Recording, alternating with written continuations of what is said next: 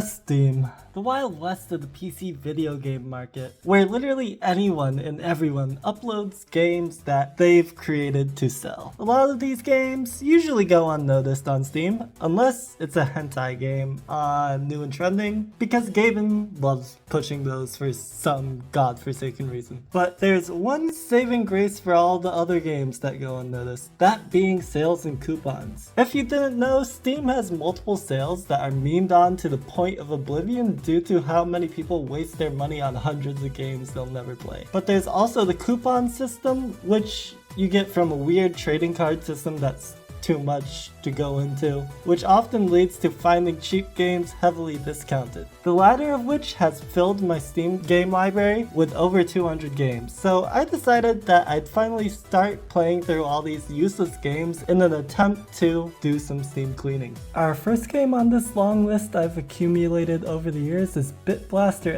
XL. BitBlaster XL was a game produced by the devs over at Nickervision Studios back in 2018. I believe their whole reasoning for making this game was to have a modern form of game like Galaga and other old arcade cabinet space shooters. Either way, there's a total of 17 achievements in this game, all of which you should acquire over a normal playthrough as the requirements are based around your overall progression throughout the game. With things such as upgrade your ship through the 8 different tiers available, earn a certain amount of points in one game all the way up to 75,000, and acquire an overall cumulative score of 1.5 million points. Now you may be wondering, how do these all relate to your progression, specifically the point related ones? Well, you see, over the course of each game you play, you acquire coins from certain enemies that can be used to upgrade your ship. However, each ship requires more coins and only higher tiered enemies drop more coins. For example, after reaching 10k points in a game, you'll start encountering these yellow meteorites that always drop 4 coins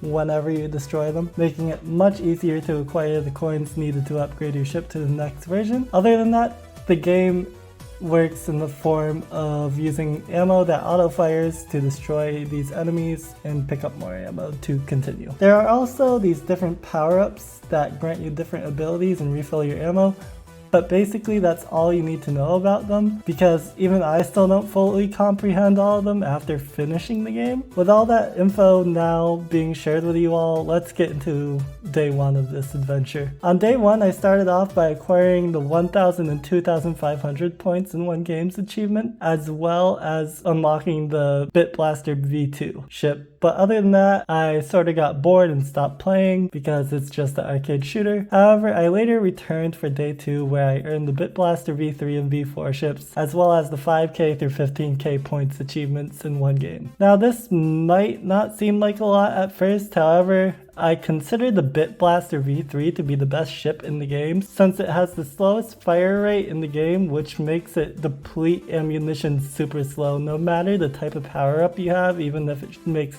the gun shoot faster. One other thing about this ship is that it's a tank and requires a minimum of 4 hits to take it down, which is incredible since most ships are like 2 hits. Anyways, I thought I made good progress and got off for that day. On day 3, I only returned for a short while, unlocking the 25k points in one game achievement, as well as the BitBlaster V5. After that, I felt like I just hit a brick wall with progress, as I still didn't fully understand how to handle all the enemies on the screen, as well as starting to notice there were higher jumps in ship prices. Day 4 was pretty much the same as day 3 as I continued to get a grasp on the game. That day I really only acquired the V6 ship. However, day 5 I returned with a vengeance. Today would be the day. I kept on telling myself I would beat the game today. In the end, that's exactly what I did. I sat at my computer and grinded away for a total of 3.5 hours just trying to get the final achievements, knowing I was so close yet I was so far away. First, I finally reached all the way to 75k points in one game,